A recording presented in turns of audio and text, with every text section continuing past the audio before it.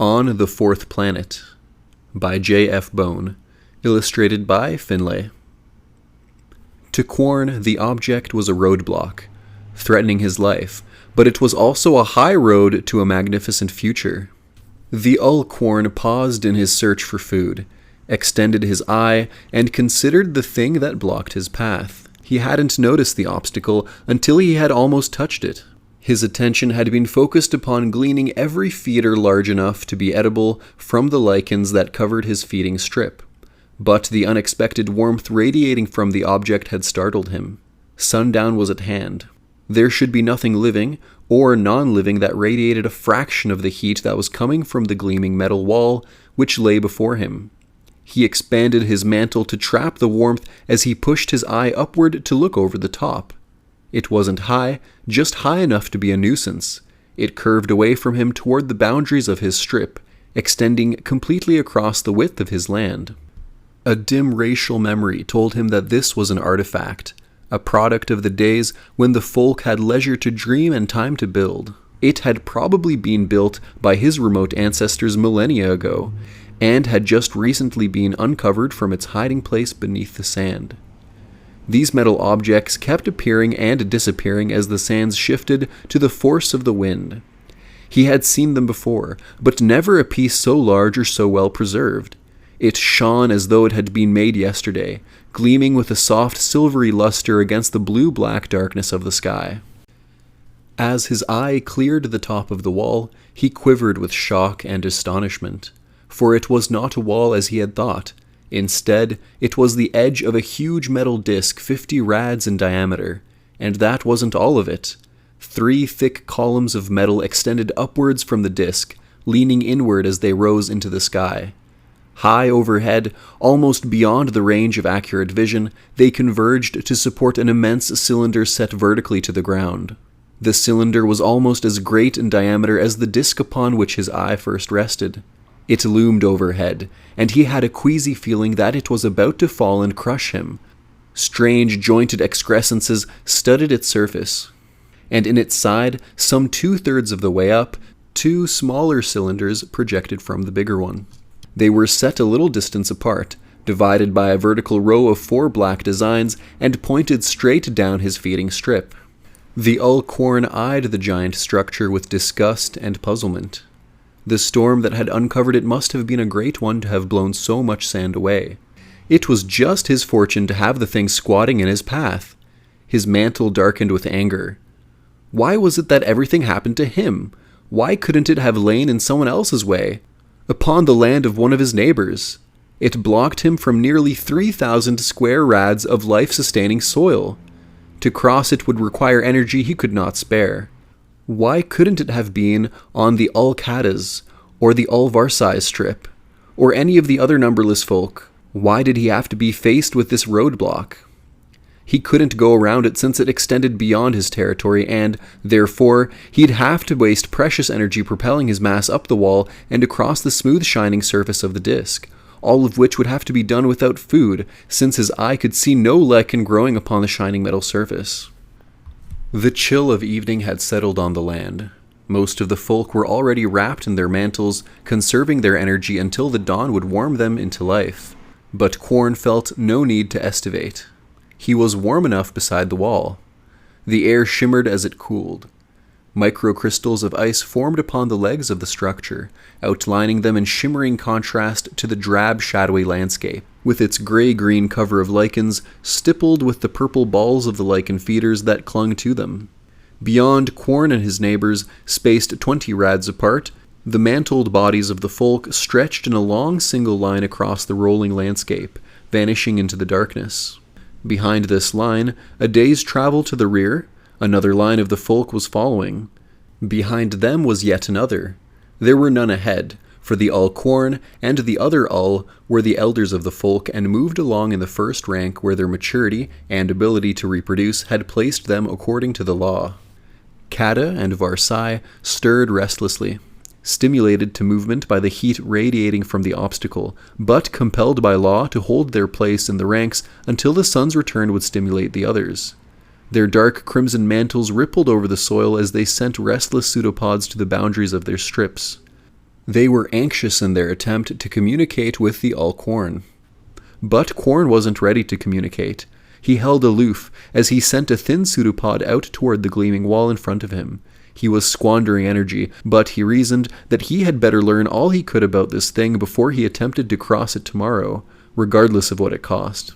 It was obvious that he would have to cross it, for the law was specific about encroachment upon a neighbor's territory. No member of the folk shall trespass the feeding land of another during the time of travel except with published permission. Trespass shall be punished by the ejection of the offender from his place and rank. And that was equivalent to a death sentence. He could ask Kada or Varsai for permission, but he was virtually certain that he wouldn't get it. He wasn't on particularly good terms with his neighbors. Kada was querulous, old, and selfish. He had not reproduced this season, and his vitality was low. He was forever hungry, and not averse to slipping a sly pseudopod across the boundaries of his land and poach upon that of his neighbor. Quorn had warned him some time ago that he would not tolerate encroachment and would call for a group judgment if there was any poaching, and since the folk were physically incapable of lying to one another, Kada would be banished. After that, Kada kept his peace, but his dislike for Quorn was always evident. But Varsai, who held the land on Quorn's right, was worse. He had advanced to all status only a year ago. At that time, there had been rumors among the folk about illicit feeding and stealing of germ plasma from the smaller and weaker members of the race. But that could not be proven, and many young folk died in the grim process of growing to maturity. Quorn shrugged. If Varsai was an example of the younger generation, society was heading hell-bent toward emptiness. He had no love for the pushing, aggressive youngsters who crowded out to the very borders of his domain, pressing against his neighbors, alert and aggressive toward the slightest accidental spillover into his territory. What was worse, Varsai had reproduced successfully this year and thus had rejuvenated. Quorn's own attempt had been only partially successful. His energy reserves hadn't been great enough to produce a viable offspring, and the rejuvenation process in his body had only gone to partial completion. It would be enough to get him to the winter feeding grounds, but as insurance he had taken a place beside Kada, who was certain to go into emptiness if the feeding en route was bad. Still, he hadn't figured that he would have Varsai beside him. He consoled himself with the thought that others might have as bad neighbors as he, but he would never make the ultimate mistake of exchanging germ plasma with either of his neighbors, not even if his fertility and his position depended on it. Cells like theirs would do nothing to improve the sense of discipline and order he had so carefully developed in his own. His offspring were courteous and honorable, a credit to the folk and to the name of Quorn. A father should be proud of his offspring, so that when they developed to the point where they could have descendants, he would not be ashamed of what they would produce. And Ull, Quorn thought grimly, would have some sense of responsibility toward the all-important future of the race. His anger died as he exerted synergetic control. Anger was a waste of energy, a luxury he could not afford. He had little enough as it was. It had been a bad year. Spring was late, and winter had come early. The summer had been dry, and the lichens in the feeding grounds had grown poorly. The tiny bulbous lichen feeders, the main source of food for the folk, had failed to ripen to their usual succulent fullness. They had been poor, shrunken things, hardly worth ingesting, and those along the route to the winter feeding grounds were no better. Glumly he touched the wall before him with a tactile filament. It was uncomfortably warm, smooth and slippery to the touch. He felt it delicately, noting the almost microscopic horizontal ridges on the wall's surface. He palpitated with relief. The thing was climbable, but even as he relaxed, he recoiled. The filament writhing in agony. The wall had burned his flesh. Faint threads of vapor rose from where he had touched the metal, freezing instantly in the chill air. He pinched off the filament in an automatic protective constriction of his cells. The pain ceased instantly, but the burning memory was so poignant that his mantle twitched and shuddered convulsively for some time before the reflexes died. Thoughtfully, he ingested his severed member. With a sense of numbing shock, he realized that he would be unable to pass across the disk. The implications chilled him. If he could not pass, his land beyond the roadblock would be vacant and open to preemption by his neighbors. nor could he wait until they had passed and rejoin them later. The law was specific on that point.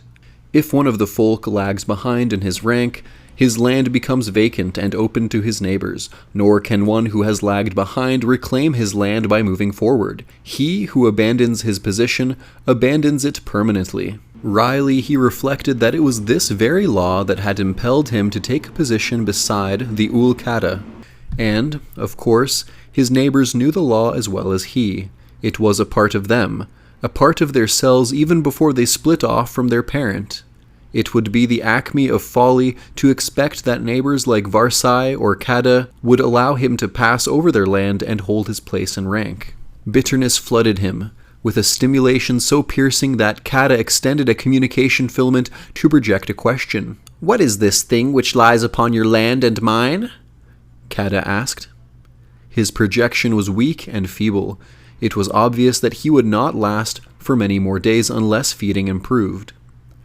"I do not know. It is something of metal, and it bars my land. I cannot cross it. It burns me when I touch it." A quick tinge of excitement rushed along Kata's filament. The old Ul broke the connection instantly, but not before Quorn read the flash of hope that Quorn had kindled. There was no help in this quarter, and the wild greed of Varsai was so well known that there was no sense even trying that side. A surge of hopelessness swept through him. Unless he could find some way to pass this barrier, he was doomed. He didn't want to pass into emptiness. He had seen too many others go that way to want to follow them. For a moment, he thought desperately of begging Kata and Varsai for permission to cross into their land for the short time that would be necessary to pass the barrier. But reason asserted itself. Such an act was certain to draw a flat refusal, and, after all, he was the Ul Quorn, and he had his pride. He would not beg when begging was useless. And there was a bare possibility that he might survive if he closed his mantle tightly about him and waited until all the ranks had passed. He could then bring up the rear, and possibly, just possibly, there would be sufficient food left to enable him to reach the winter feeding grounds. And it might still be possible to cross the disk. There was enough warmth in it to keep him active. By working all night, he might be able to build a path of sand across its surface, and thus keep his tissues from being seared by the metal. He would be technically violating the law by moving ahead of the others, but if he did not feed ahead, no harm would be done. He moved closer to the barrier and began to pile sand against its base, sloping it to make a broad ramp to the top of the disk. The work was slow, and the sand was slippery. The polished grains slipped away and the ramp crumbled time after time. But he worked on, piling up sand until it reached the top of the disk. He looked across the flat surface that stretched before him. 50 rads! It might as well be 50 zets. He couldn't do it. Already his energy level was so low that he could hardly move, and to build a rad-wide path across this expanse of metal was a task beyond his strength. He drooped across the ramp, utterly exhausted. It was no use. What he ought to do was open his mantle to emptiness. He hadn't felt the communication filaments of Kata and Varsai touch him. He had been too busy, but now with Kata's burst of glee and Varsai's cynical, "A noble decision, Ul Quorn. You should be commended," he realized that they knew everything. His body ripped hopelessly. He was tired, too tired for anger. His energy was low. He contemplated emptiness impassively. Sooner or later, it came to all folk. He had lived longer than most, and perhaps it was his time to go. He was finished. He accepted the fact with a cold fatalism that he never dreamed he possessed. Lying there on the sand, his mantle spread wide, he waited for the end to come. It wouldn't come quickly, he thought. He was still far from the cellular disorganization that preceded extinction. He was merely exhausted, and in need of food to restore his energy. With food, he might still have an outside chance of building the path in time, but there was no food. He had gleaned his area completely before he had ever reached the roadblock.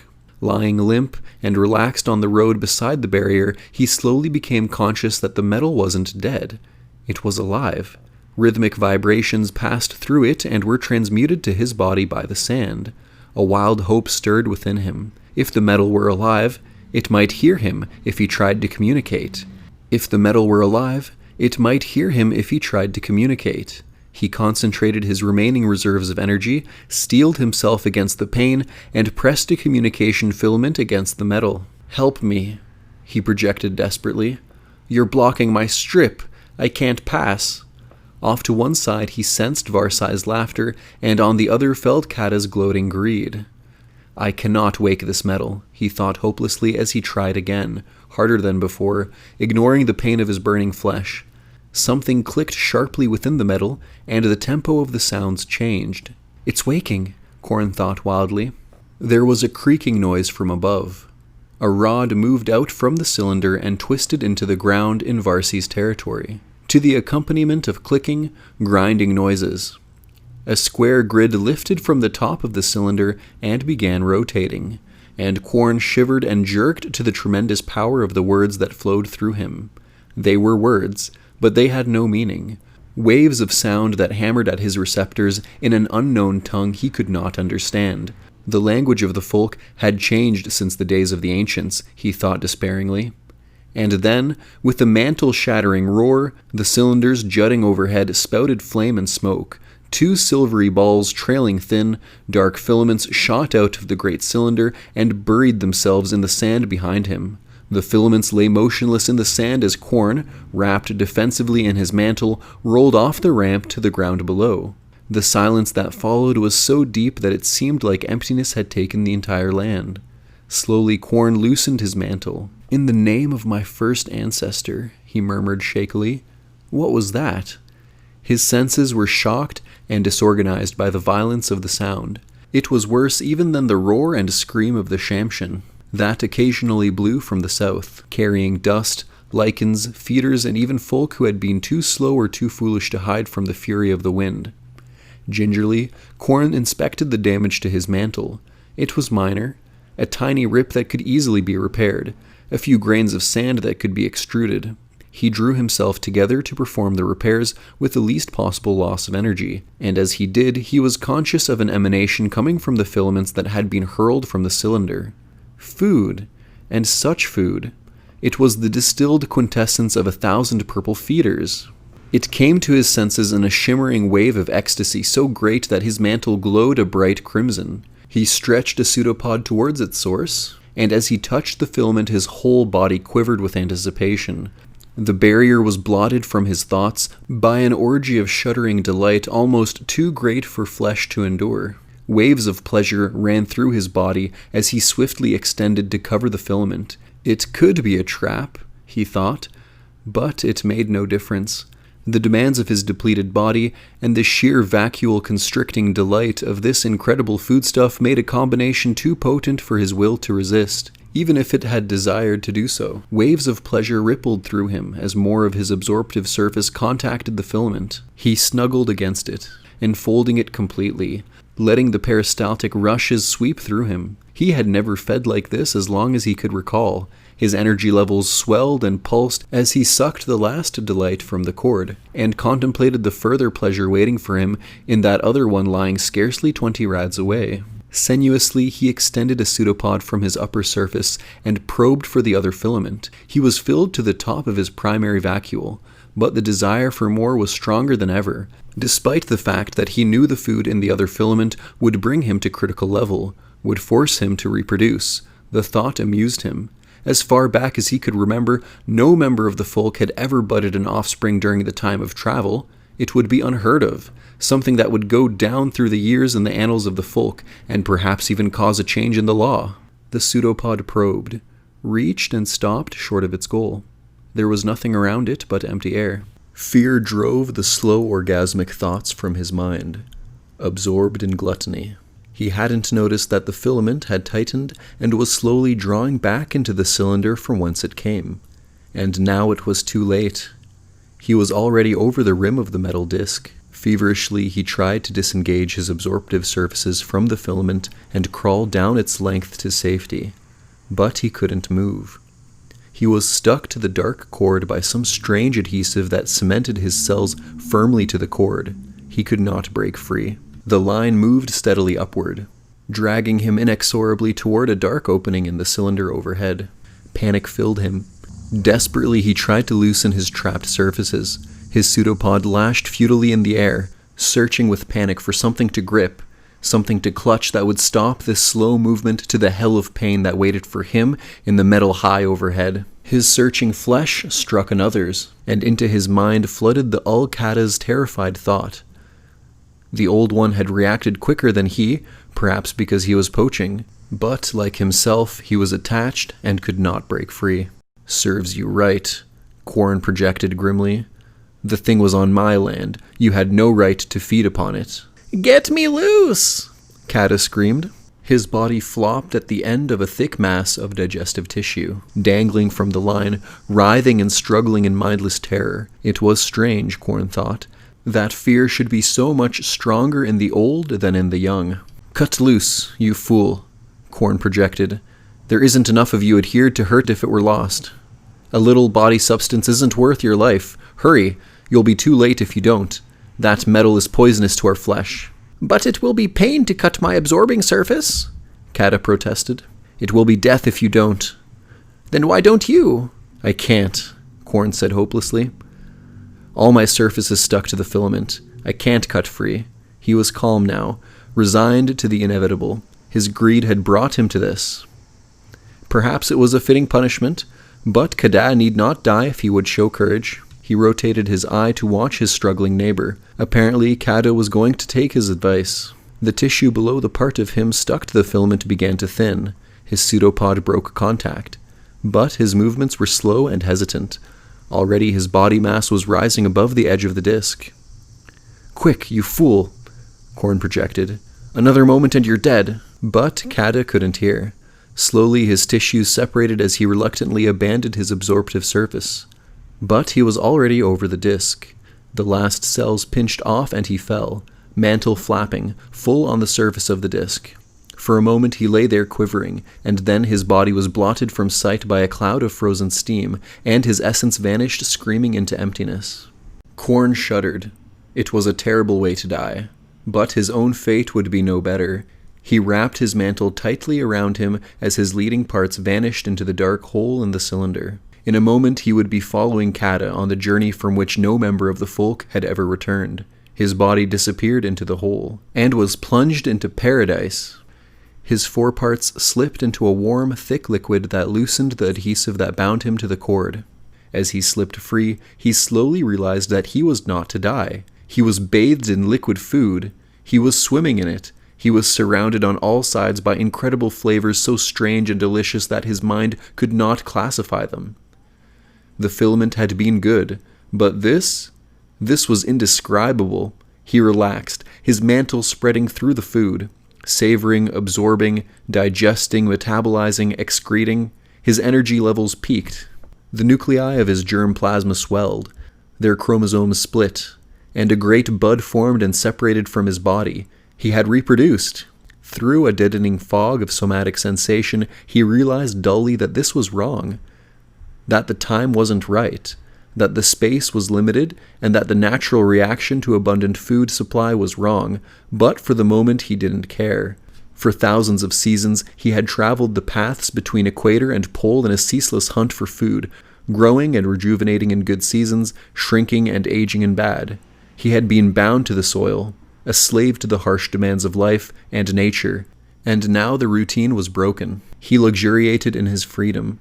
It must have been like this in the old days, when the waters were plentiful and things grew in them that could be eaten, and the folk had time to dream young dreams and think young thoughts, and build their thoughts and dreams into the gleaming realities of cities and machines. Those were the days when the mind went above the soil into the air and beyond it, to the moons, the sun, and the evening stars. But that was long ago. He lay quietly, conscious of the change within him as his cells multiplied to replace those he had lost, and his body grew in weight and size. He was rejuvenated. The cells of his growing body, stimulated by the abundance of food, released memories he had forgotten he had ever possessed. His past ran in direct cellular continuity to the dawn of his race, and in him was every memory he had experienced since the beginning.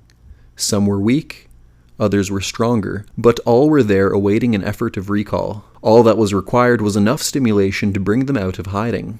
And for the first time in millennia, the stimulus was available. The stimulus was growth, the rapid growth that only an abundant food supply could give, the sort of growth that the shrunken environment outside could not supply. With sudden clarity, he saw how the folk had shrunk in mind and body as they slowly adapted to the ever-increasing rigor of life.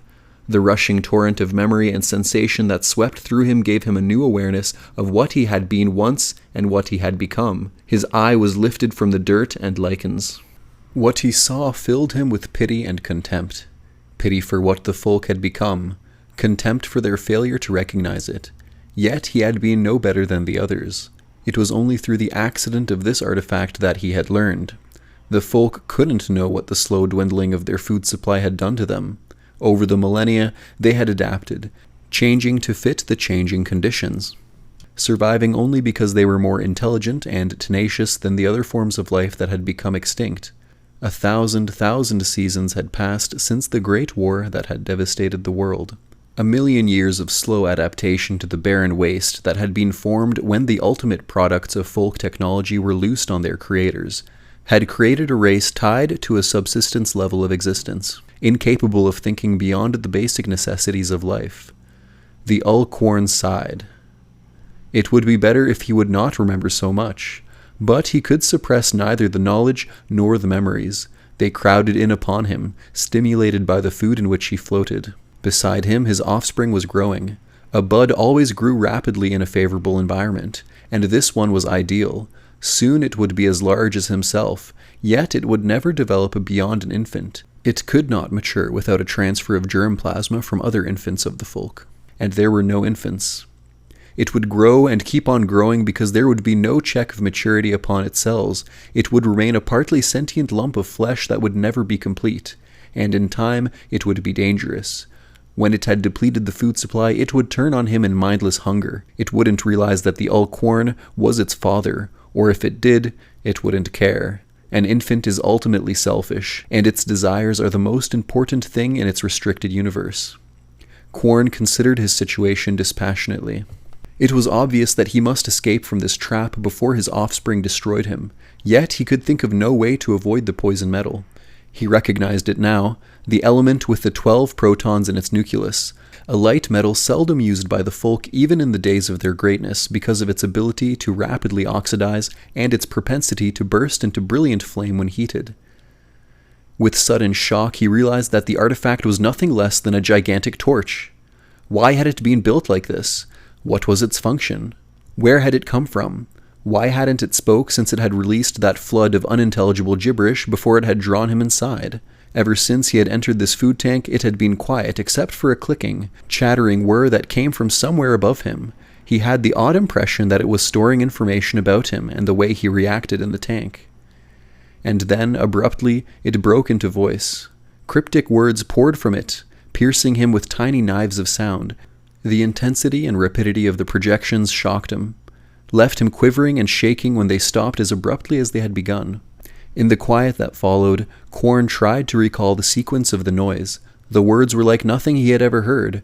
They were not the language of the folk, either past or present, and they had a flow and sequence that was not organic. They were mechanical, the product of a metal intelligence that recorded and spoke but did not think. The folk had machines like that once. How had it begun? There had been a faint preliminary and almost soundless voice speaking a single word. Perhaps if he projected it, it would trigger a response. Pitching his voice in the same key and intensity, he projected the word as best he could remember it. And the voice began again. Quorn quivered with excitement. Something outside the artifact was forcing it to speak. He was certain of it. As certain as he was that the artifact was recording himself and his offspring. But who, or what, was receiving the record? This could be a fascinating speculation, Quorn thought, but there would be time enough for that later. His immediate need was to get out. Already the food supply was running low, and his offspring was becoming enormous. He'd have to leave soon if he was ever going to. And he'd have to do something about his own growth. Already it was reaching dangerous levels. He was on the ragged edge of another reproduction, and he couldn't afford it. Regretfully, he began moving the cornified cells of his mantle and his underlayer toward his inner surfaces, arranging them in a protective layer around his germ plasma and absorptive cells. There would be enough surface absorption to take care of his maintenance needs, and his body could retain its peak of cellular energy. Yet the desire to feed and bud was almost overpowering. His body screamed at him for denying it the right that food would give it. But Quarren resisted the demands of his flesh until the frantic cellular urges passed. Beside him, his offspring pulsed with physical sensation. Quarren envied it even as he pitied it. The poor mindless thing could be used as a means to the end of his escape, but it was useless for anything else. It was far too large and far too stupid to survive in the outside world. Quarren extruded a net of hair-like pseudopods and swept the tank in which they lay. It was featureless, save for a hole where the filament had not completely withdrawn when it had pulled him into this place. A few places in the wall had a different texture than the others, probably the sense organs of the recorder. He rippled with satisfaction. There was a grill of poison metal in the top of the tank through which flowed a steady current of warm air. It would be pleasant to investigate this further, Quarren thought. His offspring had seen to that. He placed his eye on a thin pseudopod and thrust it through the hole in the wall of the tank. It was still night outside, but a faint line of brightness along the horizon indicated the coming of dawn. The artifact glittered icily beneath him, and he had a feeling of giddiness as he looked down the vertiginous drop to the disk below. The dark blotch of Kata's burned body was almost invisible against the faintly gleaming loom of the still warm disk. Quarren shuddered. Kata hadn't deserved a death like that. Quarren looked down, estimating the chances with his new intelligence, and then slapped a thick communication fibril against his offspring's quivering flesh and hurled a projection at its recoiling mass. Considering the fact that its cells were direct derivations of his own, Quarren thought grimly, it was surprising how hard it was to establish control. The youngster had developed a surprising amount of individuality in its few xals of free existence.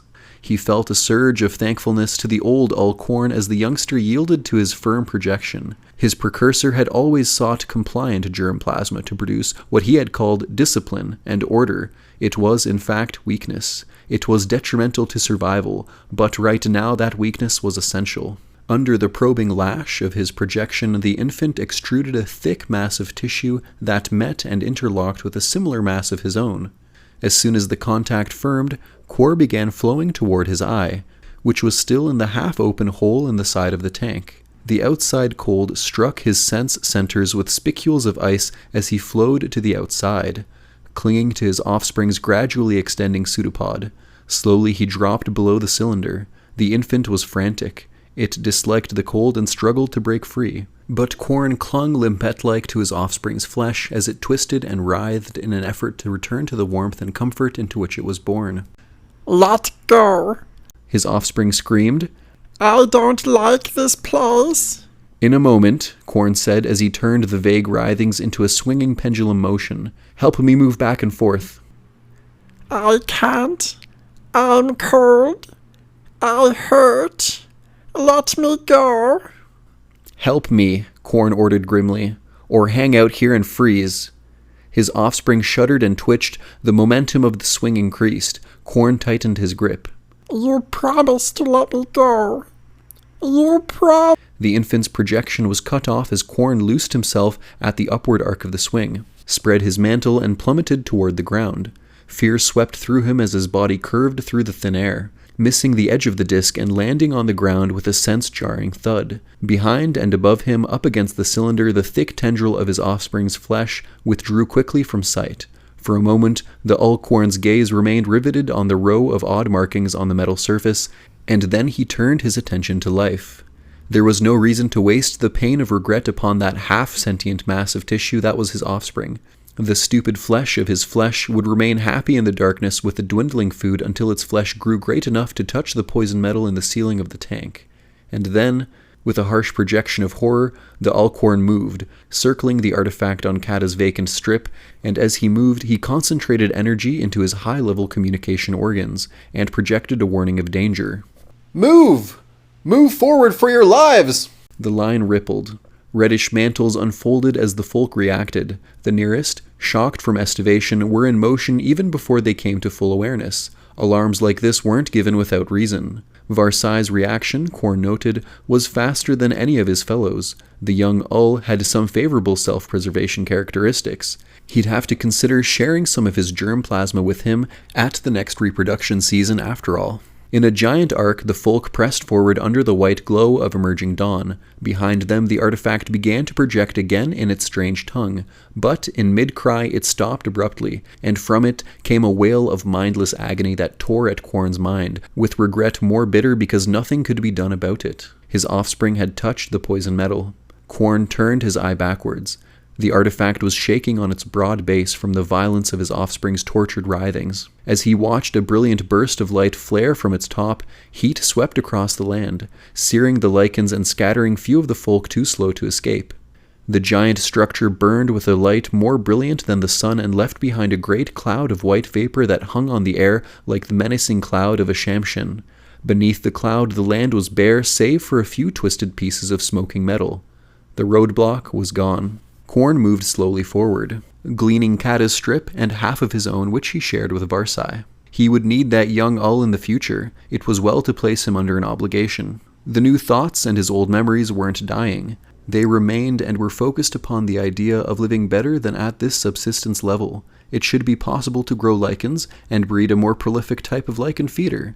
Water channeled from the canals would stimulate lichen growth 1,000-fold, and with a more abundant food supply, perhaps some of the folk could be stimulated to think and apply ancient buried skills to circumvent nature.